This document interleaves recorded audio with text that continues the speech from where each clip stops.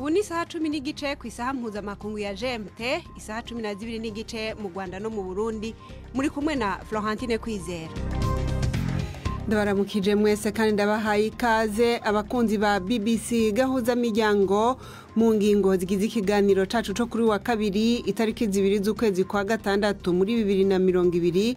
Perezida Trump yaneguwe n'uwo bahiganwa mu matora umukandida ku ruhande rw'abademokrate Joe Biden ku buryo ariko aritwara mu guhangana n'imigumuko imazindwi kubera urupfu rw'umwirabure George Floyd. Ibanki y'isi yose iragabisha yuko ingaruka za coronavirus zishobora kuba guteba mu bihugu bikenye kurusha ibindi ku isi. Mu Rwanda uyu munsi niho bari biteze yuko ubutegetsi buvuga izindi ngingo shasha zoba zatezuwe mu gukumira coronavirus inyuma yo kubangira ejo kubera ubugwayi bushasha bwabonetse mu gace ka Rusizi. Coronavirus kandi irikiratuma abayikekwa ko muri Mozambique baharigwa ivomo. Tubafitiye n'urunana muri iki kiganiro gihagarikiwe na Prudence Ngiyumva.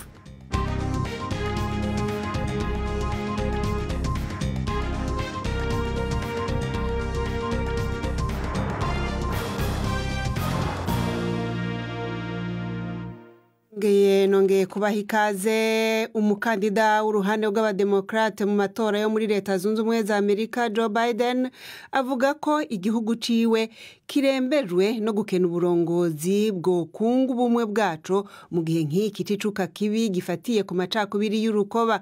Mu ijambo yashikirije muri leta ya Philadelphia, Joe Biden yaneguye cane uburyo Perezida Trump yavyifashemwo mu guhangana n'imigumuko y'abiyamiriza inyifato y'abapolisi irangwa n'amacakubiri y'urukoba. Yiyamirije ikoreshwa ry'inguvu no kwiba, ariko rero avuga yuko imiryango y'abirabure isanzwe ihanzwe n'ingaruka za coronavirus kubijanye n'amagara ndetse n'ubutunzi ngo iriko irafatwa muri kino gihe. Akavuga yuko ifashwe nabi cane kandi akaruru kabo atawushaka no kukumva. Bwana Biden yavuze yuko niyo yatogwa atazokongeza nako umuriro, ahubwo azokanda ibikomere vy'amacakubiri byabaye nk'akaranda kuri Leta Zunze Ubumwe za Amerika. Perezida Trump nawe yavuze yuko azogomora ingabo ziharugwa mu bihumbi ndetse n'abapolisi kugira ngo bahangane n'imigumuko irikiraba ivanze n'ubusahuzi byahungabanije imiji yo hirya no hino muri Leta Zunze Ubumwe za Amerika muri iyi minsi indwi yose. Iyo migumuko yandurutse ku rupfu rw'umwirabure atari afise ikigwanisho George Floyd yaguye mu mino y'abapolisi. Bwana Trump yashavuje abategetsi bo muri diocese ya Washington kubera urugendo yagize ku isengero iri hafi y'ibiro vyiwe White House ashaka kwifotoza. Inkuru ya Peter Boyes muyishikizwa na Feranga kwayo. Iri ribaye ijoro rya karindwi imyigaragambyo ikomeje kuba mu miji ibarirwa kuri mirongo yo muri Amerika, nubwo hongerewe umubare wa polisi n'abashinzwe umutekano mu mihanda yaho. Amaduka yarasahuwe i New York ni Los Angeles, aho igipolisi cyafashe abantu benshi kuko batubahirizaga amabwiriza y'umukwabu. Yiyita umukuru w'igihugu ushinzwe kubahiriza amategeko n'umutekano, Bwana Trump yavuze yuko atazemerera akababaro kabigaragambya mu mahoro guhindurwa agaco k'abateza imvururu. Ari mu busitani bw'ingoro y'umukuru w'igihugu White House, Perezida Trump yavuze yuko imyigaragambyo iteza imvururu iri gukorwa hirya no hino mu gihugu cye ngo ari ibikorwa by'iterabwoba biri gukorwa mu gihugu. Bwana Trump yasabye abayobozi baho gufata ingamba zo guhashya ibyo bikorwa byo mu mihanda. Nk'umugaba w'ikirenga w'ingabo zirinda abaturage i Washington DC, Bwana Trump afite ububasha bwo kohereza ingabo mu murwa mukuru wa Amerika, ariko ashatse kuzohereza ahandi mu gihugu agomba kwitabaza itegeko ryo mu 1887 rijyanye n'abigometse ku butegetsi bakoresheje imvururu. Amaze gutanga iryo jambo ryerekanwe kuri televiziyo, Perezida Trump yaherekejwe n'abashinzwe umutekano we maze agenda n'amaguru mu mihanda ikikije ibiro by'umukuru w'igihugu, ajya ku itorero rya St. John's Episcopal Church rimaze ikinyejana kirenga risengerwamo n'abakuru b'igihugu cya Amerika. Urwo rusengero rwasenywe n'abigaragambyaga ku cyumweru. Perezida Trump yahagaze hanze yarwo yifata amafoto afite Bibiliya mu ntoki. nyuma yaho musenyeri w'iryo torero yavuze ko yababajwe n'ukuntu abashinzwe umutekano bakoresheje ibyuka biryana mu maso mu kwirukana bigaragambyaga, none Perezida Trump akaba akoresheje urwo rusengero mu nyungu za politiki. Twerekeze mu karere mu Rwanda aho hari hitezwe itangazwa ry'ingingo shasha zigamije guhasha ikiza ca coronavirus, n'ingingo zigomba kuva mu nama y'abashikiranganji yari yitezwe uyu munsi. Ku munsi w'ejo leta ikaba yarahagaritse mu buryo butari bwitezwe imodoka zitwara ingenzi zihuza intara z'igihugu n'umugwa mukuru Kigali, ndetse n'amapikipiki yategerezwa kubangira gusubira mu ibarabara. Ku murongo turi kumwe na Jean Claude Mwambutsa, hari ikiramenyekana ku ngingo shasha zategerezwa gushikirizwa uno munsi? Florentine, kugeza aka kanya turacyategereje, nta cyemezo kirafatwa. Gusa icyo navuga nuko itangazo rya minisitiri w'intebe ry'ejo ryari ryavuze ko imyanzuro iza gutangwa nyuma y'inama y'abaminisitiri. Birashoboka ko iyi nama ikirimo nta kintu kiramenyekana. None akarere ka Rusizi bivugwa yuko ariko kabaye intandaro yo kwigizayo izi ingendo zo hagati mu gihugu, yamara zari zamaze kuvugwa yuko zigiye gusubira gutangura. Ubu ibintu byifashe gute muri ako gace?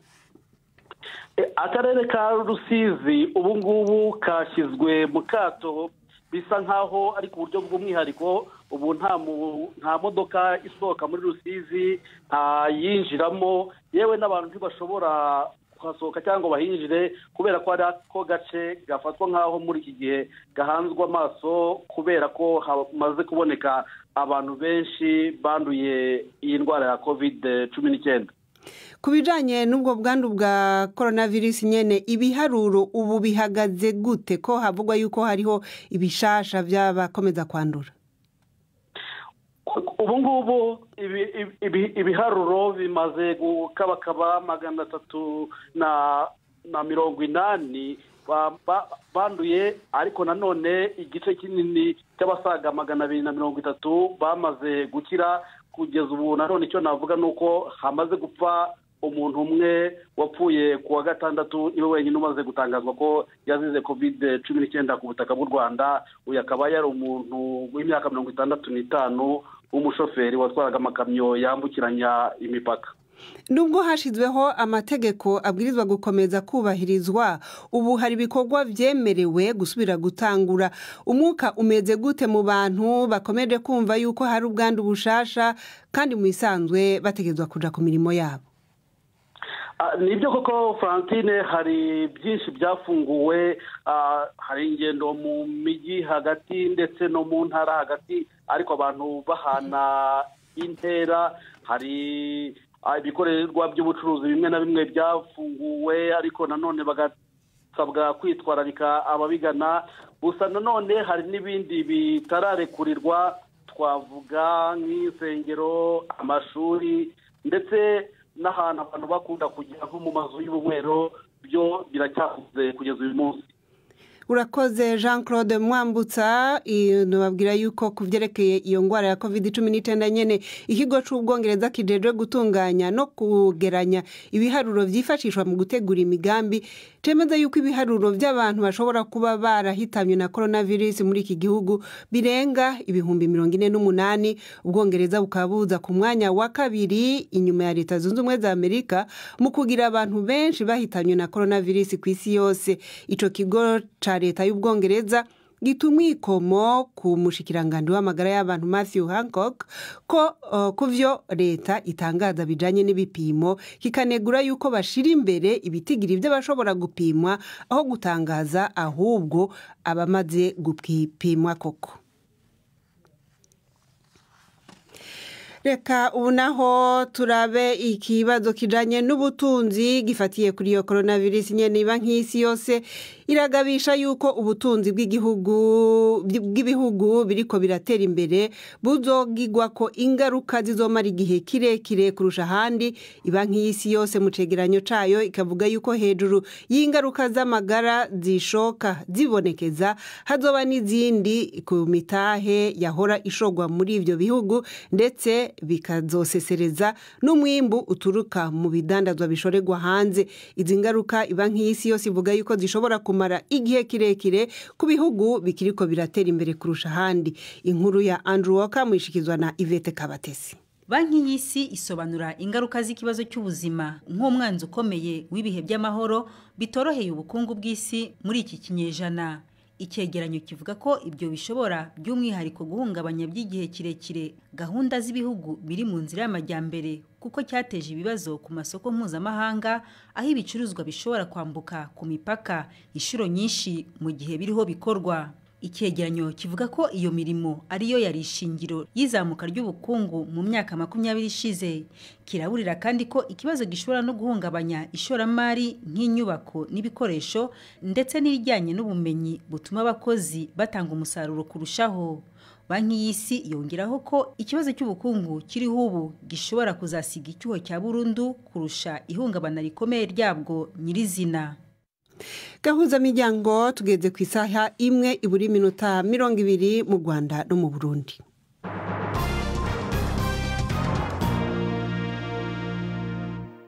Abajejwe amagara y'abantu muri Mozambique bamenyesha yuko urugero rw'ikumira rukomeza kuduga ku bantu bakekwa ko banduye umugera wa corona. Kugeza ubu abamaze kumenyekana yuko bafise ingwara ya COVID-19 bakaba baharugwa mu 250. Inkuru ya Mary Harper mwishikizwa na Prudence Ngyumva. Mu bice bimwe na bimwe akato kabaye karande ku buryo hari n'abantu bari guterwa ubwoba bikozwe mu buryo bw'urugomo. Mu mujyi rwagati wa Beira abanduye virusi ya COVID-19 baterwa ubwoba bwo kwicwa bamanitswe. Abayobozi mu rwego rw'ubuzima baravuga ko ibi byateye ingaruka zigabanuka ry'umubare w'abantu bajya ku mavuriro bafite ibimenyetso by'ibicurane n'ubundi burwayi. Abakora mu rwego rw'ubuzima boherejwe mu mirenge kwigisha abantu ko bakwiye kujya gushaka ubufasha kwa muganga niba bukenera. Urugomo rukorerwa abantu bakekwaho kwandura iyi virusi rwatumye Minisiteri y'Ubuzima igabanya urugero rw'amakuru itanga kuri iyi ndwara, ndetse birimo no kutavuga uduce tugaragaramo ubugando. Tugaruke ku mugabane wa Buraya. Mu Burusiya umushikiranganje wa mbere w'ico gihugu yatangaje umugambi wa leta wo gushira amafaranga agera kuri miliyaridi 7 z'amadolari mu gufasha ubutunzi kwivyukiranya ingaruka zazananye n'ingingo zo kwikingira coronavirus. Marco Mushtin akaba yatanze ibiringo bikuru by'uwo mugambi uzomara imyaka 2 mu kiganiro yagiranye na Perezida Putin caciye kuri televiziyo. Perezida Putin yamusabye gutegura gushira mu ngiro uwo mugambi kuva mu kwezi kw'indwi. Uburusiya bukaba bwimirije amatora ya kamarampaka yo guhindura ibwirizwa shingiro azohera ku itariki ya mbere y'ukwezi kuza. Ni amahinduka ashobora gutuma Perezida Putin aguma ku butegetsi gushika muri 2036. Ikiringo arimo naco kikaba mu isanzwe corangiye muri 2024. Abakunzi b'urunana n'umwanya wanyu.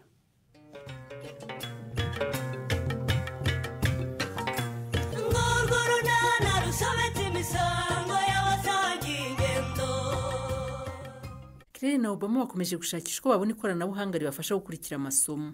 Hagati aho Petero ahangayikishijwe nuko atarabona amafaranga yemereye umukunzi we. N'urunana.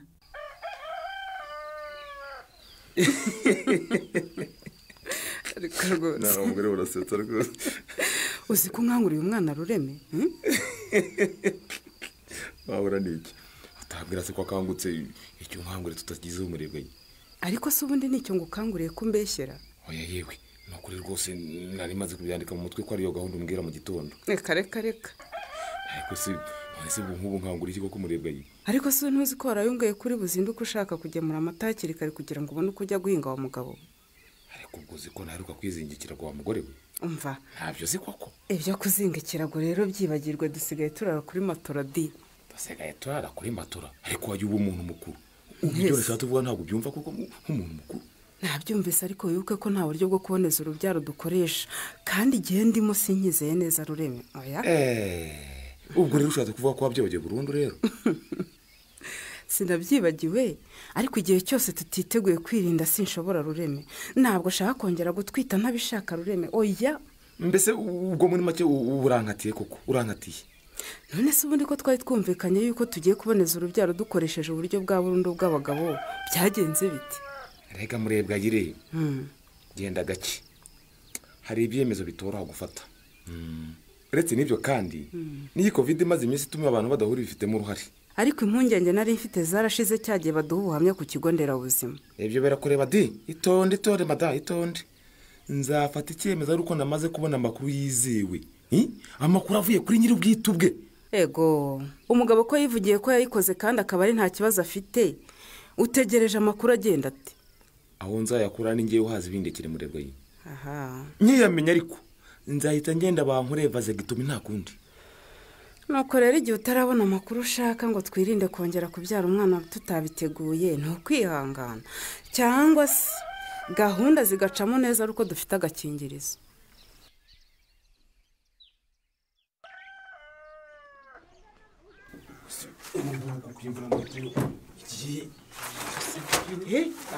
Ibyo ni ibiki wakoze Busho? Ni ibiki nakoze se ubu ngubu urambaza iki? Urabona nitereye umutwe nawe ngo ni ibiki koko Kankwa? Wataye umutwe se wabuze iki? Nabuze telefone yanjye yewe. Nayo wamboneye koko? Kusubura seka iki? Ndakubwira ngo nabuze telefone yanjye nawe ugaseka. Mbabarira niba nakubabaje Busho, ariko wakubona wese yaguseka n'ukuri. Ako nseka iki? None se urashakira telefone mu majerekani no mu masafuriya wumva yahageze iteko? Ntawe nashakiye n'ubundi. Ariko n'ubu rwose no mu buriri nabusasuye nawe ngo iki? Ye? Ubwo urumva utamemukiye koko Busho?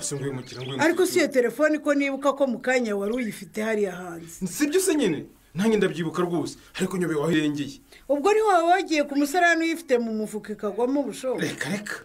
Sinigeze nkijyana yo rwose. Ye baba we, ubwo uzaho nketse ko iburiye Busho? Ngo ahibu hehe Kankwa. Mbwira se. Ibyo nketse bibaye byo nabavaho neza. Ariko se ibyo uvuga we nibiki? Urumva ndimo ndihangayikiye nawe. None se ukubizi hari undi muntu wigeze ugera ahangaha muri iki gitondo uretse kideyo haciye akubwira ngo uze mujye gushaka ikiraka? Ngo none ukabukeka se ko ari waba unyarukaniye telefone? None ko ari we muntu wageze ahangaha yabigiye he handi? Ayiwe Kankwa, ubase ko kuriya musaza oya we nawe bivuga. Uriya musaza namurera yego mubwira ko nyibye telefone koko. Gira vuba ahubwo mukurikire Busho, mukurikira ataragera kure, umubwira uti mpa telefone yanjye. Baba mana we, ko ari we yitwaye byaba biteye isonera? Abantu bo wowe urabakinisha, burakumukurikira ukomeza uhagarara aho ngaho. Ndamukurikira se ndamenya yanyuze hehe? Niko Kankwa inze yanyuze ni hehe? Yazamutse cyangwa yasubiraga epfo yongiyo?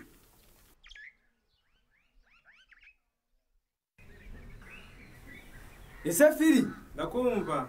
Ko nakomeje kubategereza nkambana ntacyo mubwira. Ba witonze gato ndaje Pete.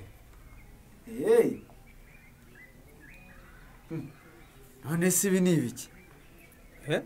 Ibi ni ibiki? Terura amata yawe nako amazi ugende ntuzongere rwose kuntoberaho. Nta n'isoni. Ngo amazi Fili. Ibi ntibishoboka rwose. Nje urampa amafaranga yanjye. Umva Pete. Nta magambo menshi mvugana nawe wa mwana we. Terura ibyawe mvure kuri kiosk. Ubona ko amasaha y'abakiriya rwose yegereje. Bihute kandi. None se nje urabona ntaje hanganje gushaka amafaranga. Ibi umpaye rwose sinzi ibyari byo. Wanoze ibyari byo. Ariko ubuze ko nshatse nakurega wa mwana we rwose bakandi banakabiguhanira. Nta soni. Uraruga abantu koko ntabwo ufite ubu. Nje Petero ndoga. Fili nyima amafaranga yanjye ariko reka kumbeshyira ngo ngise na Rozinda. Tekereza ariko kungemura amazi arimo amata. Sinamata rwose arimo amazi. Wa mwana ibyo wabitekereje ute? Fili ibyo uvuga rwose sinzi ibyari byo. Simbizi rwose. Ushaka kuba wibeshye ku mata wenda ari ayandi wagemuriwe n'abandi bantu. Reba neza. Ndeba iki? Uzi ko nyayungura akayunguruka agasigara kuza imyorogoto ijagata. Urumva ubwo atari uburozi ko kwa mwana we? Guki ubwo subwo iyo myorogoto subwo yaba yavuye he? Cyangwa wabona inka zarayirishije mu bwatsi? Ariko ubwo urabona ndi umwana ubeshya utyo koko? Nukuri Fili mbabarira nkeneye amafaranga cyane ku buryo bwose nintayabona ndibuhure n'ibibazo bikomeye nk'ubabare ntucuruza ayo mata wafunguye ukayagira umugezi rero. ni ukuri firi amazi nashyizemo si mabi rwose ku buryo yagira ingaruka ku buzima. mbese nyine ni uko ari amazi nyine y'imvura nadashya ahantu mu kibindi ariko ubundi nta kibazo cyayo. ni ukuri mbabarira nk'amafaranga ndayakeneye pe. hanyuma se ayo mafaranga ubwo ndayakura hera kandi ntayacuruje. waretse ariko nkikubitira abana bushobo. oya kanywa sigaho ntukihutire gukubita rwose. niko kiri wowe na musaza wawe ndi wabwiye kumfatira telefone. ndahira ko batari bayibye bushobo. ufata telefone ya so mukaza kuyihugikana aho ngaho mwahamagaye ndi ntawe.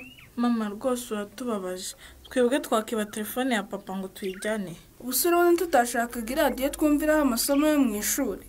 erega mwabana mwe ikosa mwakoze nuko mwayifashe kandi mukayifata mutambwiye rwose nkayibura naho ubundi se. tekereza ariko ubu tuba twashoje urugamba kwa Kideyo tumwita umujura. nyine mutubabariye ko twayifashe nawe tubwiye. nabonye papa yifashije hasi mbona ko adakeneye kuyikoresha kandi twe twari dukeneye kwiga. ariko rero nimuzongere rwose dore mwari mudukoresheje amakosa murumva. ubu se nimubona ko papa afite ikayi n'ikaramu mu kanya amasomo yabiga mu mwaka yigamo aratangira. nari nirutse nkurikiye Kideyo kandi nari kumufata mu ijosi mubeshyera nkaba nkoza amarorerwa. twe tubonye utunyuraho wiruka tuyoberwa ibyo ari byo. ahubwo mama azajya mu masiganwa yo kwiruka n'amaguru arabishoboye rwose. uteke wa cyana we. ariko abana erega muraza muhindura urwenya.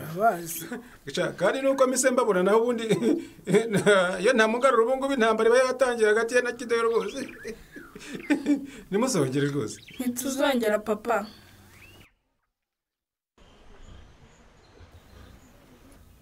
sha mwana nubwo ubona nseka rero mfite ibibazo. ikibazo kimeze gute se pete? wiriya ndasebye mani ndasebye pe. kugeza ubu rwose sindabona amafaranga ya Mutesi yansabye. ya mata se? ya mata mwana yabaye ingaro. banze kuyanyishyura ngo kubera ya mazi nasizemo. ubu rwose sinzi icyo ndi bubeshye Mutesi. ariko rero pete ngiye kugeza ubu rwose urukundo rwawe na Mutesi ndarukemanga. kubera iki se wiriya? ushatse kuvuga ko se atankunda cyangwa ari njye utamukunda? reba ukuntu wataye umutwe kuko wabuze amafaranga yagusabye nk'aho urukundo ari amafaranga. nose udafite kashi ntiwaruhahara. aha erega sha wiriya mumenya ko rwose ubundi muri kompetisiyo. reka ntagende bana. niba se amafaranga utarayabona ntushobora no kubimubwira ngo yihangane uyashake witonze. none se ubu yashimishwa nuko bagufata wagiye kwiba ngo ukunde umubonera amafaranga ra? icyo cyo cyuko nayabuze sinatinyuka no kukimubwira wiriya. umukobwa ahita nca amazi hako wowe. niyo mpamvu nyine nanjye ndi kukubwira ngo urukundo rwanyu ndarukemanga. oya byose ariko si ukubera umukunzi wanjye mwana. ni ukubera abantu baba bingegera nka Patrick zibona umuntu yikundiye umwana zigatangira gushora amafaranga. ubu rwose ndatinya ko mvuze ko nayabuze yahita yibuka ko cya Patrick gifite nayo gutera inyoni mbese noneho kikamutwara burundu. nose ko wumva yabuze urabigenza ute mana? ko atari umunsi w'isoko ngo urashora inkwavu zawe. yewe data we. ninde uguhamagaye se ko wagira ngo ufashwe n'amashanyarazi pete? data we wiriya niwe sha niwe nuku sindabigenzanye. mbega ukuntu burya urukundo ari akaga. uzi ko isogara gukubizwa n'amashanyarazi mwana. nose ko utamwitaba pete? mwitabe. oya ndamwitaba se mubwire iki wiriya? mwitabe wana. mwitabe umubwire ko kashi zabuze bana. oya sha wiriya. nose ninde yobe ko shitani yafashe ikibuno? ngo iki? none se niba avuga ko amafaranga ari amabya ya shitani nubizi? nyine wowe mwitaba umubwire ko shitani yarwaye imatwe. uri kirezi bana. njye nifite ibibazo ukazana imikino. ahubwo se wiriya ubu wamunyitabiye sibyo ukamubwira ko rwose nayisize kuri sharijeri. njye mwitabe pe? munyitabe sha wiriya.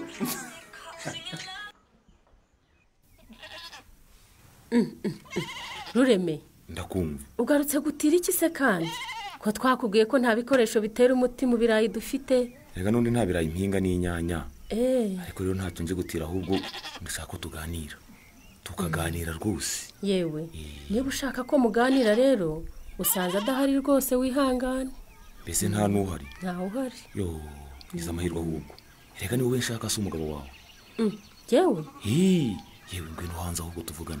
ariko se nicyo ushaka ko tuganirira hiherereye rureme?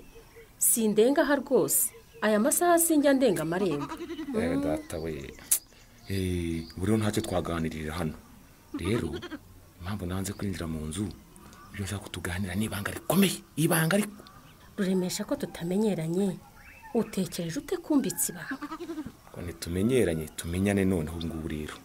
Mbese urebye ni amakuru ushaka, ariko nyine ngewe nituremesha Gaspari. Ni amakuru numvise ku mugabo. Utikira ureme, niba uzanywe n'amagambo muri uru rugo yo gusebya umugabo wanjye, taha mvira. Nyine ngewe numvise ko umugabo wawe ngo bamukoreye vasectomy, mbese ngo yaboneje urubyaro ku buryo bw'abagabo bwa burundu. Ese nibyo? Yarayikoze rwose. None se madame, karame, ariko nyine umbwize ukuri, ndabizi abantu bagira ibanga ry'urugo, ariko nukuri birahama hagati yanjye nawe, ibanga ndarimira burundu, ninjye nawe tuzamenya gusa nta wundi. Ibikize nyine mbese hari abantu bavuga ngo iyo umuntu akoze vasectomy nyine ngo isake igira ikigasinzira ntizongere gukubita babukundi. Niko ye iwawe bimeze bite? Isake irabika ikidagadura igakubita amababa? Ariko se uyu mugabo bavuga ni ibiki? Ngo isake ngo irabika ngo gukubita amababa, ibyo ni ibiki? Mbese rega shobora kuba najimije ntubyumve neza. Mbese imashini y'umugabo wawe iraka neza nta kibazo? Mbese hariya mu mbere wanyu abantu batagera bimeze bite? Mu mbere nyine hahandi, ariko nawe n'urugo mukuru. Ego ko sibyo. Nindushe se. Mbese mwiriwe papa? Niko madame. Karame. Uyu mugabo yagarutse hano gukora iki? Mbese mwereze intoki zawe. Mwiriwe neza. Mwereze intoki zawe. Zikamenya ariko. Banza utsubize, wowe ntuzi ko n'ibintu byo gukura mu kanya abantu bakorakorana mu biganza bibujijwe. Kandi koko barabitubujije, ariko rero barabitubujije kandi koko, ariko nagusuhuzaga rwose, nagusuhuzaga. Uyoboretse kugenda madame, uretse uyu mugabo ubushize yaje ahangaha hamusanze ngo ari gutira ipombo ngo yo gutera umuti mu birayi. Inyanya kandi umva birazwi ko inaho udahinga ibirayi ni inyanya. Ibyo waraje urabibeshya ndaceceka. None yagarutse mukabwibwaza ku kwiherera nta hantu kandi hatabona. Mubona nanjye niko mubona n'ukuri. Mva mbese niko rureme. Karame kabiri musuti wa. Urashaka iki ku mugore wanjye? Rwose bakubwiye ko nako izanye n'izawe. Ntacyo rwose noki. Ariko rwose ariko rwose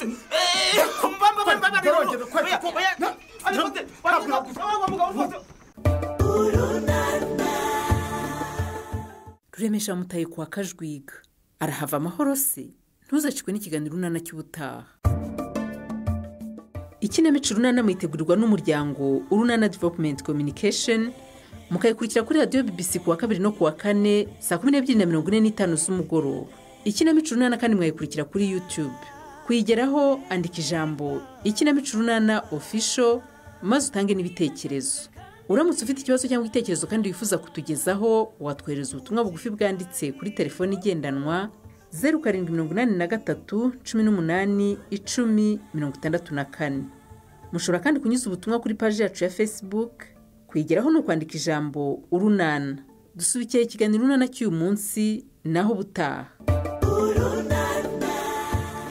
Barakoze abo mu runana, natwe dusa n'abariko barabasezera. Twabwiye yuko muri Leta Zunze Ubumwe za Amerika Perezida Trump anegugwa ku buryo ariko arifata mu guhosha imigumuko yandurutse ku rupfu rwa George Floyd, umwirabure yaguye mu minwe y'abapolisi. Umwe mu badukurikira ku rubuga rwa Facebook, Elihud Shakur Manirakiza, akavuga yuko urupfu rwa George Floyd abona yuko ataco bwabwiye Perezida Trump, akabaza ngo uburenganzira bwa muntu bama baririmba ngo buri hehe. Mwumvise kandi yuko mu Rwanda n'ubakirindiriye kumenya ico leta ivuga ku ngingo nshasha zo gukumira COVID-19. Mu batwandikiye ku rubuga rwa Facebook harimo Sinumva Yabo Jo Mathias, avuga ati bakwiye kwiga ku kibazo c'abarimu n'ic'abamotari. Naha rero tubasezereye muri kino kiganiro cacu mwashikirijwe na Florentine Kwizera, cari gihagarikiwe na Prudence Ngiyo. muyumva. Turabashimiye mwese abateze amatwi BBC Gahuzamiryango, baba baciye ku maradiyo yanyu kuri Facebook ndetse no ku rubuga rwacu rwa internet. Abariko badusaba aya makuru kuri WhatsApp ntiturabishobora, ariko tubibutse yuko dufise podcast mushobora gupakurura ndetse mugasangira n'abakunzi banyu. Mwakoze rero, mukomeze kwirinda.